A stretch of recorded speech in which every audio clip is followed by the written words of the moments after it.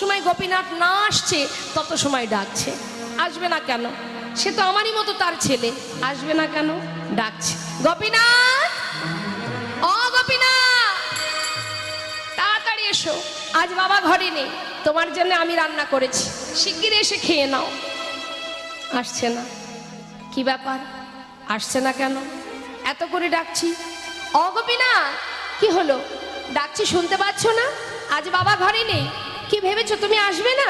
দেখো অনেক কষ্ট করে রান্না করেছি, বাবাকে কথা দিয়েছি আমি তোমায় খাওয়াবো, একটু এসে খেয়ে নাও তাড়াতাড়ি। তাও আসছে না।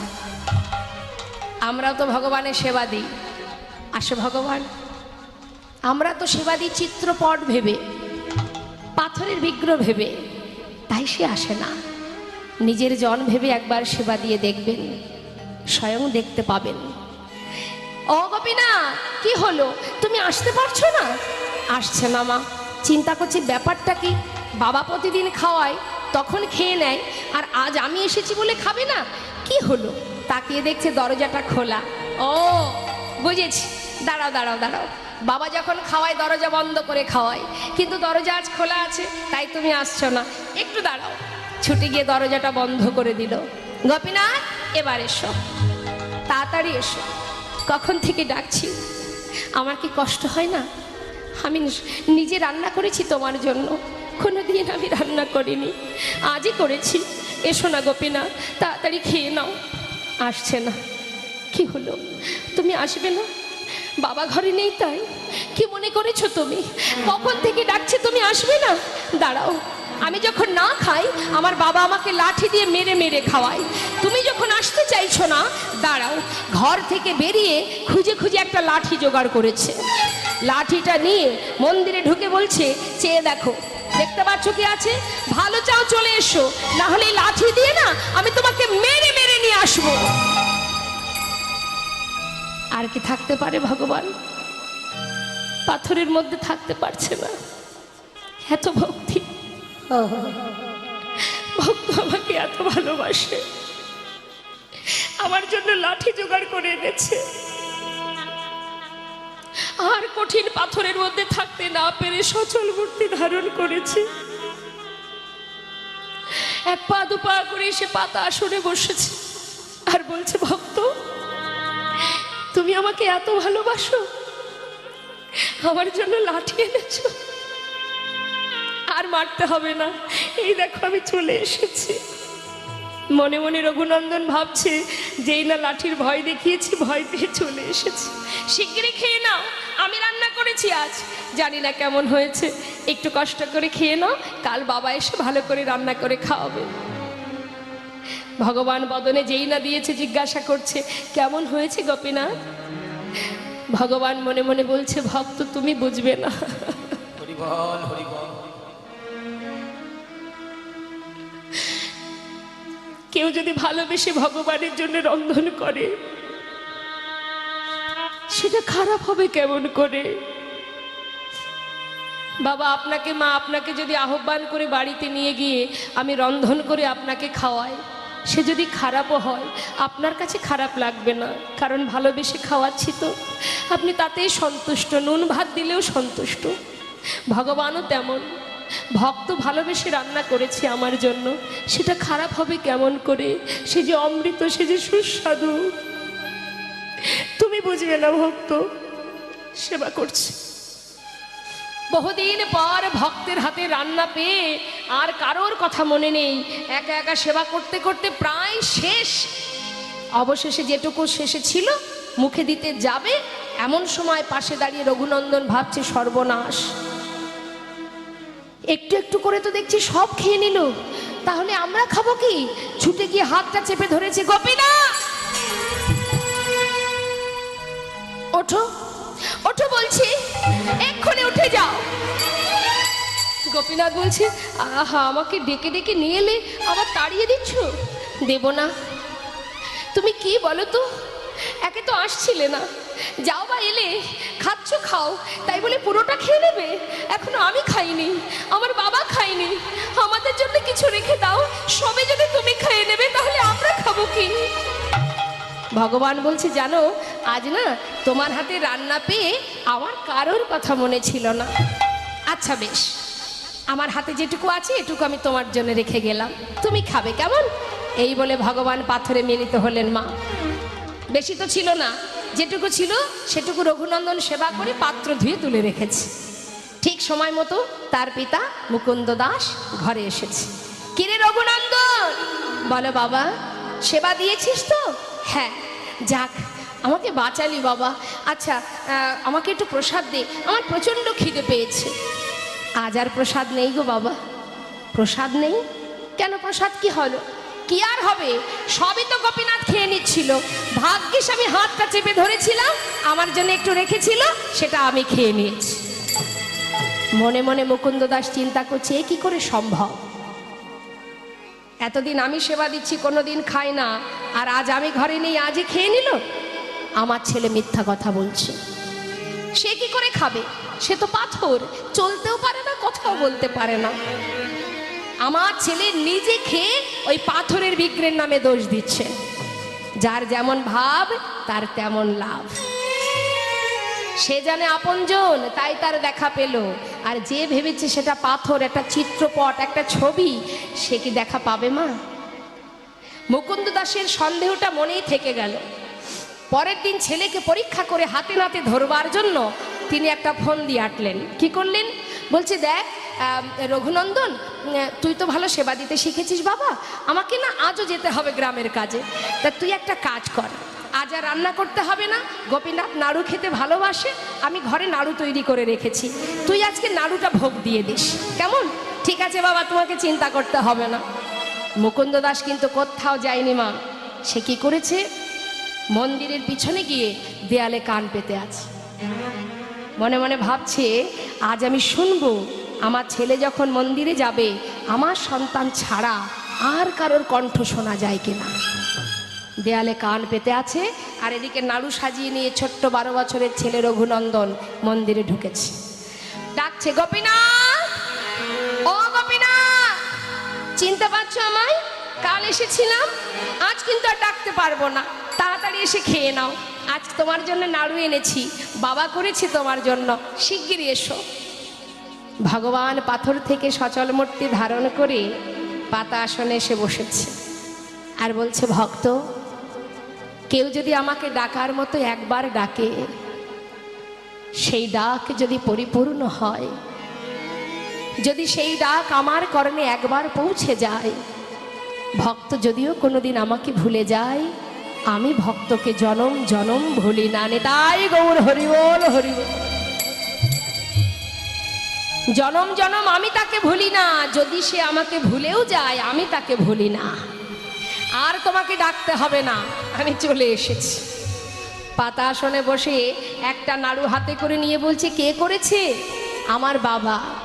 বাবাই করুক আর যেই করুক, মনে মনে বলছে, তোমার হাতে ছোঁয়া তো লেগে আছে ভক্ত, বদনে দিয়েছে মা।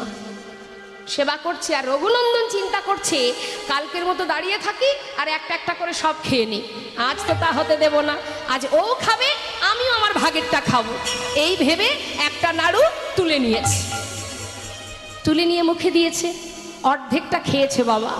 অর্ধেকটা খাবার পর যেই না মুখে স্বাদ লেগেছে, ভালো লেগেছে, আর যে বাকি এঁঠো অর্ধেক নাড়ু, সেটা গোপীনাথের মুখের কাছে ধরেছে। খেয়ে দেখো গোপীনাথ, খেয়ে দেখো, আমার বাবা করেছে, কত সুস্বাদু, কত স্বাদ হয়েছে, খেয়ে দেখো। ভগবান নয়নের জলে বুক ভাসিয়ে খাচ্ছে। মনে মনে বলছে, ভক্ত, কত ভালোবাসলে নিজের মুখের এঁঠোটা আমাকে খাওয়াতে পারো তুমি। ওরে বাবা, এমন ভালোবাসা এর আগে কোনোদিন পাইনি আমি। নিজের মুখের এঁঠোটুকু আমাকে খাওয়াচ্ছ। ভগবানের চোখে জল দেখে রঘুনন্দন বলছে, গোপীনাথ, তুমি কাঁদছো? আমার এঁঠো নাড়ু দিয়েছে তাই। আমি দিয়েছি কেন জানো? আমার ভালো লেগেছে, তাই আমি তোমায় দিচ্ছিলাম। তুমি কেঁদো না, আর আমি দেব না তোমায়। ভগবান বলছে গোপীনা রঘুনন্দন, আমি সেজন্য কাঁদছি না, তোমার এঁঠো নাড়ু দিচ্ছ বলে আমি কাঁদছি না। তাহলে কাঁদছো কেন? তুমি যদি তোমার ওই এঁঠো নাড়ু আমাকে খাওয়াতে পারো, তাহলে আমি কি আমার এই প্রসাদী নাড়ুটা তোমাকে খাওয়াতে পারি? বেশ তো, তুমি আমায় খাইয়ে দাও, আমি তোমায় খাইয়ে দিই। ভক্ত তার এঁঠো নাড়ু দিচ্ছে ভগবানের বদনে, ভগবান তার প্রসাদী নাড়ু দিচ্ছে ভক্তের বদনে। ভক্ত ভগবানের মধুর মিলন, মধুর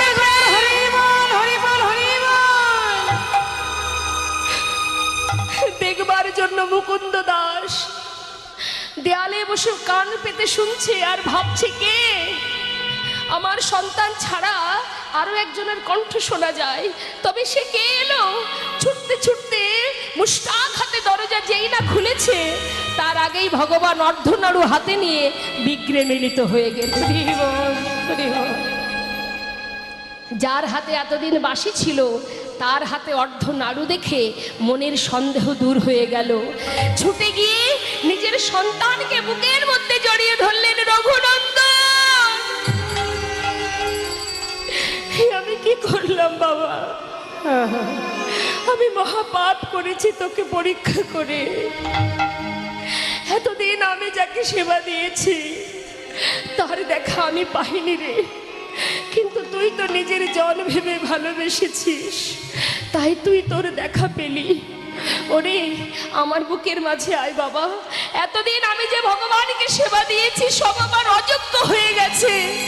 তোর মতো সন্তানকে বুকে নিয়ে আমার অযোগ্য দেহ আমি যোগ্য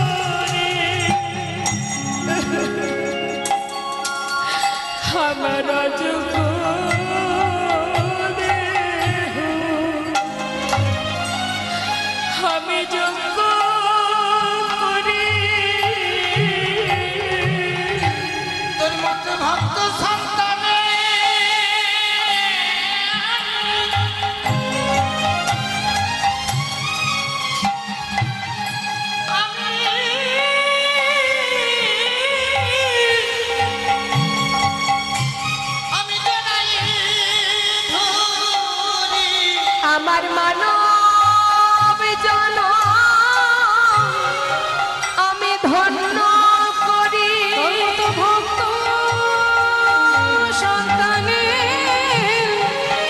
জড়ায়ে ধরি।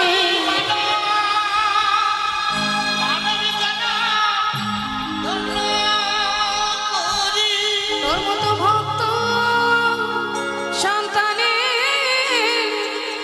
জড়ায়ে ধরি। এতদিনের অযোগ্য দেহ যোগ্য করি মানো জন ধন্য করি। অযোগ্য দেহ যোগ্য করি আমারে মানব জন ধন্য করি। তোর মতো ভক্ত সন্তানের জড়ায়ে ধরি। আমারে জন ধন্য করি। এই অযোগ্য দেহ যোগ্য করি। আমার মানব জন ধন্য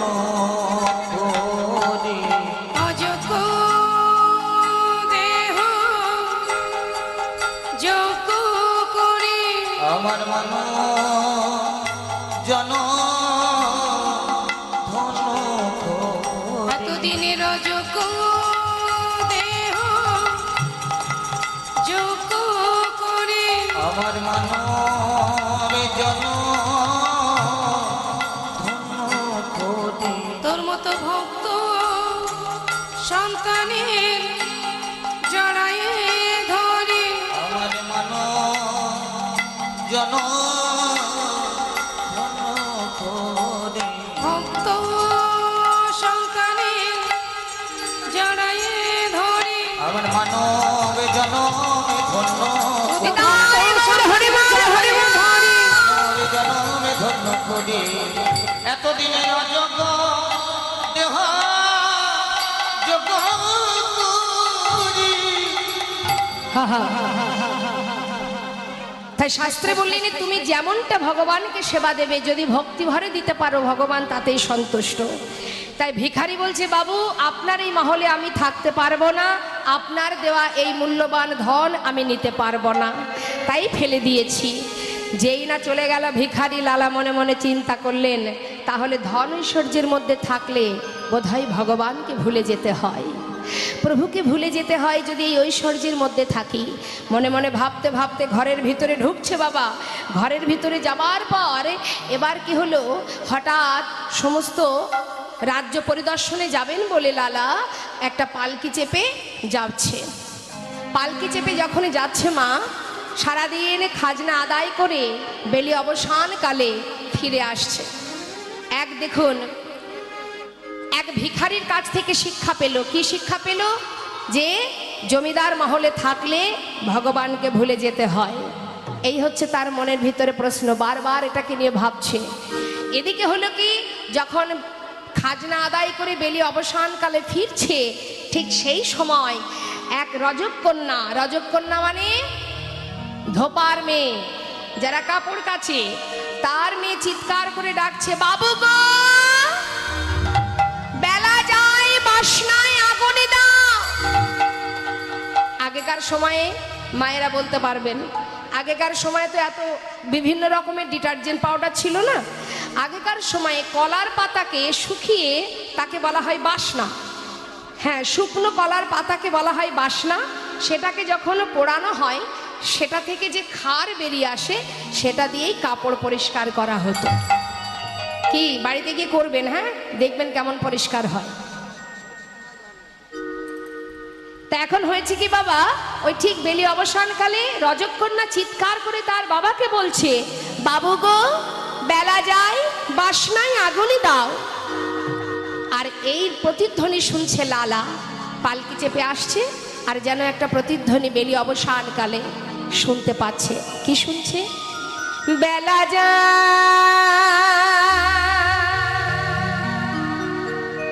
বেলা যায়। শুধু লালা নয় মা, এ জগতে আমাদেরও সকলেরই বেলা চলে যাচ্ছে। বেলা যায়, বেলা যায়।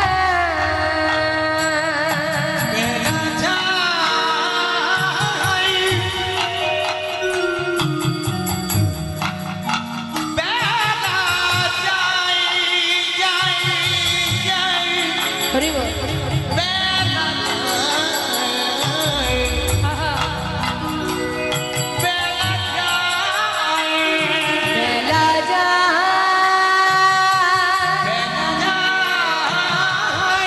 বেলা যায়,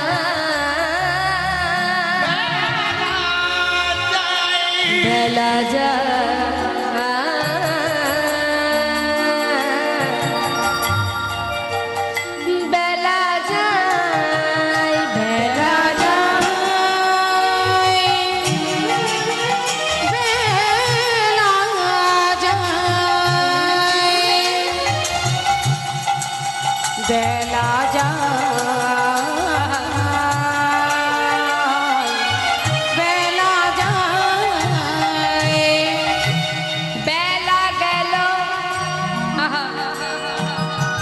সন্ধ্যা হলো,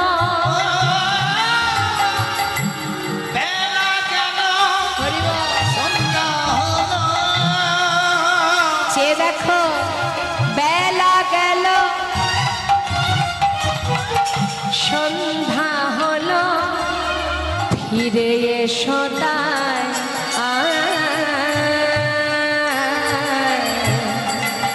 বেলা যায় বেলা যায় নিতাই গৌর হরিবল হরিবল বেলা যায় বেলা যায় বেলা যায়, বেলা যায়, বেলা যায়, বেলা যায়,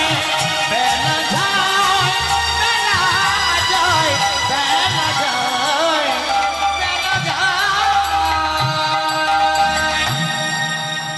লালা প্রতিধ্বনি শুনছে বেলা গেল